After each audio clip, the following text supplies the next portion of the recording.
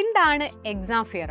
നിങ്ങൾ എല്ലാവരും ഇപ്പോൾ ഫേസ് ചെയ്തുകൊണ്ടിരിക്കുന്ന കാര്യമല്ലേ? പരീക്ഷാ സമയം ആവുന്ന സമയത്ത് പേടി ഇച്ചിരി കൂടാ.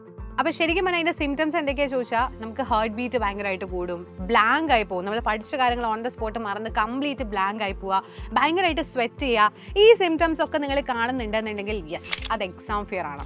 എന്തൊക്കെയാണ് ശരിക്കും പറഞ്ഞാൽ ഈ എക്സാം ഫിയറിനുള്ള കാരണങ്ങൾ നിങ്ങൾ ആലോചിച്ചിട്ടുണ്ടോ? ഫസ്റ്റ് ഓഫ് ഓൾ നമ്മുടെ ഒരു പ്രശ്നം എന്ന് പറയുന്നത് നമ്മൾ മറ്റുള്ളവരായിട്ട് കമ്പയർ ചെയ്യല്ലേ, അവർക്ക് കൂടുതൽ മാർക്ക്, എനിക്ക് മാർക്ക് കുറഞ്ഞു, അങ്ങനെയുള്ള ഒരു ഇൻഫീരിയോറിറ്റി കോംപ്ലക്സ് നമ്മുടെ ഉള്ളിലുണ്ട്. അതാണ് മെയിൻ ആയിട്ടുള്ള ഒരു കാര്യം. പിന്നെ നമ്മുടെ മെയിൻ ഒരു പ്രശ്നം എന്ന് പറയുന്നത് നമ്മുടെ ഹൈ എക്സ്പെക്ടേഷൻസ്, നമ്മൾ പലതും ഒരുപാട് കൂടുതലായിട്ട് പ്രതീക്ഷിക്കുന്നു, അതൊരു വലിയ പ്രശ്നമാണ്. പിന്നെയുള്ള ഏറ്റവും പ്രധാനപ്പെട്ട ഒരു കാര്യം എന്ന് പറയുന്നത് ലാക്ക് ഓഫ് പ്രിപ്പറേഷൻസും കാര്യങ്ങളും കുറച്ചിട്ട് ടെൻഷനും കാര്യങ്ങളും കൂടാം. ഇതൊക്കെ തന്നെയാണ് മെയിൻ ആയിട്ടുള്ള അതിനുള്ള റീസൺസ് എന്ന് പറയുന്നത്.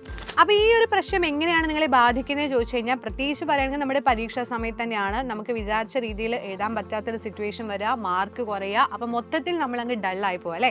അപ്പോൾ ഈ കാര്യങ്ങളൊക്കെ നമുക്ക് ഓവർകം ചെയ്യാൻ വേണ്ടിയിട്ട് എന്താണ് ചെയ്യാൻ പറ്റുക ചോദിച്ചാൽ, ഏറ്റവും സിമ്പിൾ കാര്യം എന്ന് പറയുന്നത് നിങ്ങൾ പഠിക്കുന്ന കാര്യങ്ങൾ പ്രോപ്പറായി കറക്റ്റായി തന്നെ പഠിക്കുക എന്നുള്ളതാണ്. പിന്നെ ചെയ്യേണ്ട മറ്റൊരു കാര്യം എന്ന് പറയുന്നത് നന്നായിട്ട് ഉറങ്ങും കാര്യങ്ങളും ചെയ്യുക, ഫുഡും കാര്യങ്ങളും നന്നായിട്ട് കഴിക്കുക. പ്രോപ്പർ റെസ്റ്റ് എന്ന് പറയുന്നതും ഇമ്പോർട്ടൻ്റ് ആണ് നമ്മുടെ മെന്റൽ ഹെൽത്ത് പോലെ തന്നെ ഫിസിക്കൽ ഹെൽത്തിനും.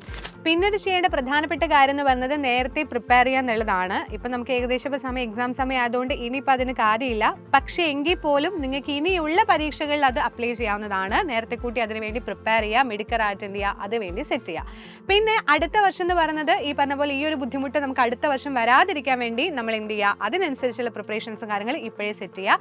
അതിന് വേണ്ടിയിട്ട് നമ്മുടെ ബാച്ച് ഉണ്ട്, സൈലത്തിൻ്റെ പൃഥ്വി ബാച്ച് ഉണ്ട്. സോ നിങ്ങളുടെ ചാനൽ കയറി കഴിഞ്ഞാൽ നിൽക്കുന്ന ഡീറ്റെയിൽസും കാര്യങ്ങളൊക്കെ അറിയാൻ വേണ്ടിയിട്ട് പറ്റും.